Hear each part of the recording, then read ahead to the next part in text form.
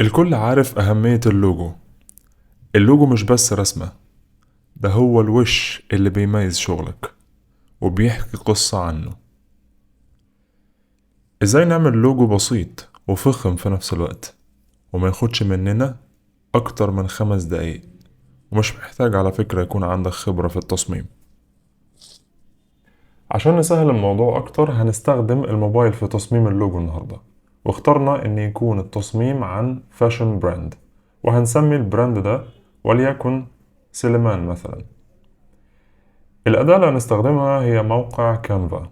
هنروح لكانفا من جوجل، ممكن ننزل التطبيق من الأب ستور أو جوجل بلاي، ولكن الموقع أفضل بكتير. بعد ما ندخل لواجهة كانفا اللي مليانة قوالب لتصاميم كتير هتساعدك جدا في البراند بتاعك، وهنتكلم عنها في فيديوهات جاية. نروح لاختيار لوجو،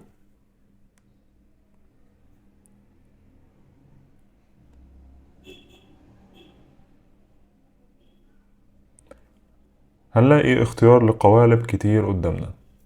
نكتب في البحث clothing logo أو fashion logo، وهو مديهم لي في الاقتراحات. هختار مثلا fashion logos. طيب، هبدأ أعمل سكرول لتحت لحد ما ألاقي أكتر قالب عجبني، ولكن ناخد بالنا من حاجة. أي قالب عليه علامة التاج اللي هي البرو دي بتكون للنسخة المدفوعة. طيب، إزاي أفلتر القوالب المجانية فقط؟ هاجي هنا عند اختيار الفلتر، هسكرول لتحت، هدوس على Option Free وبعدين أدوس Apply. كده هو فلتر لي القوالب المجانية فقط. نبدأ تاني ندور على قالب مناسب لبراند ملابس رجالي، وليكن ده مثلا. بعد اختيار القالب اللي أنا محتاج أعدل عليه أو الأكتر قالب عجبني، هبتدي إن أنا أغير فيه شوية حاجات على حسب متطلبات البراند بتاعي. أول حاجة وده الأساسي اللي هي الاسم. هبتدي أعمل سيلكت عادي جدا على الاسم، ولو حابب إن أنا أغير الاسم خالص هبتدي أعمل 2 سيلكت دبل كليك، وابتدي أكتب اسم البراند بتاعي زي ما اتفقنا إن إحنا هنخليه مثلا سليمان أو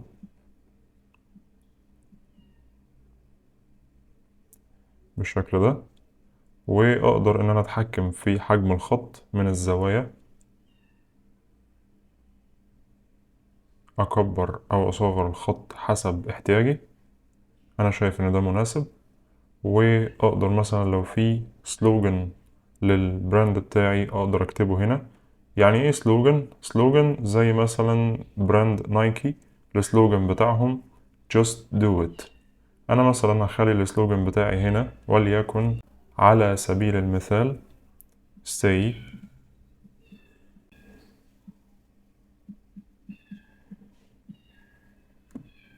وأقدر برضو أتحكم في الحجم زي ما أنا حابب من الزاوية هنا، بس أنا شايف إن الحجم ده مناسب جدا. طيب، بعد ما أنا غيرت الاسم والسلوجن أقدر إن أنا أعدل في الألوان سواء للفونت أو للشيبس أو الباك جراوند بتاعت اللوجو بشكل تام. أقدر إن أنا أدوس على الاسم وأجي عند color وأنزل عند الcolor palette. لو في مثلا أي لون من دول مش عاجبني ممكن إن أنا أجي هنا وأدوس على color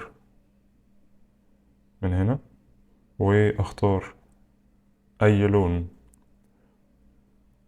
مثلا استقريت على الأزرق، أقدر إن أنا من هنا أغمق أو أفتح في اللون زي ما أنا عايز، وليكن أنا استقريت على اللون ده أو الدرجة دي.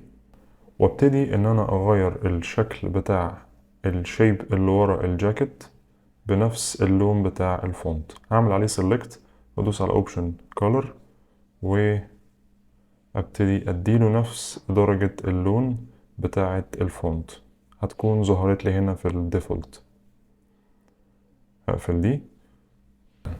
لو انا حابب اغير الباك جراوند بتاعت اللوجو، متاح لي ده بكل بساطة، وممكن ان انا احطها ككولر. هدوس على الباك جراوند، هدوس على اوبشن كولر وانزل تحت.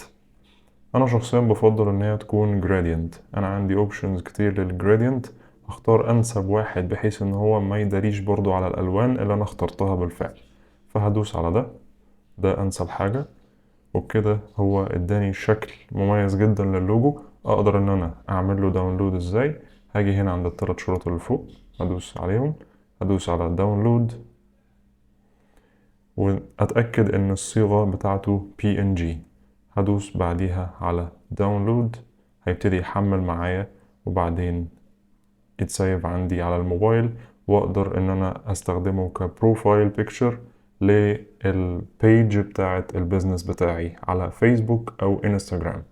وفي الفيديوهات اللي جاية ان شاء الله هنبتدي نشرح ازاي ان احنا نحط اللوجو او نستخدمه في عمل كفر للبيج بتاعت الفيسبوك او البوستس بتاعت فيسبوك وانستجرام، سواء كانت البوستس العادية او البوستات بتاعت الاعلانات.